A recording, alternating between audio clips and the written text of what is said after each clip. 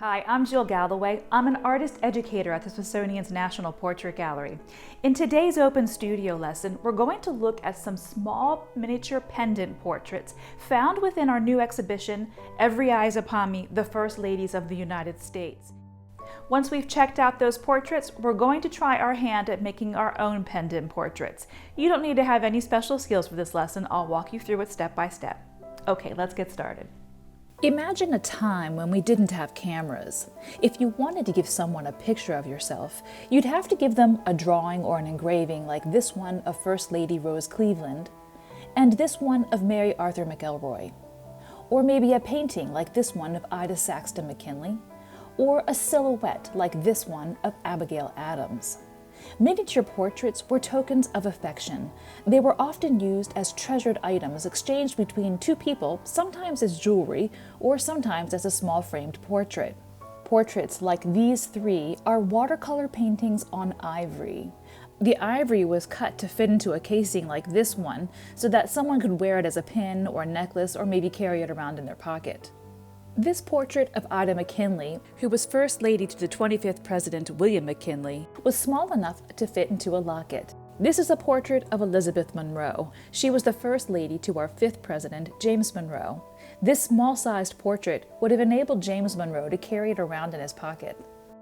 This is a portrait of Hannah Van Buren. She was married to her childhood sweetheart, the 8th President Martin Van Buren. To make pendant portraits like these First Lady portraits, we need to gather some supplies. I'll be using something called a cabochon, which is just a piece of glass with a rounded top. I found this and the case for the cabochon at a craft supply store. You don't need to have this glass or the case to do this project. You can make your pendant necklace out of anything you can glue paper down into. You can use something like a bottle cap or a button. You also will need a pencil, a paper, something to color with. I'm going to use watercolors on watercolor paper. The first step is to get the size of your portrait right. I'm going to glue mine down behind this piece of glass, so I'll trace it first. Now in the beginning, keep your portrait simple. I'm going to start with an oval for my head and locate where my eyes will go, which is halfway down the oval. I'm going to add a very simple nose and a very simple mouth. Remember to draw lightly so you can erase your lines. Now add a neck and some shoulders, and finally draw in your hair. Now to add some color, I'm using watercolors today. If you don't want to make a portrait today, you could just as easily make a landscape, a still life, or maybe a portrait of a pet.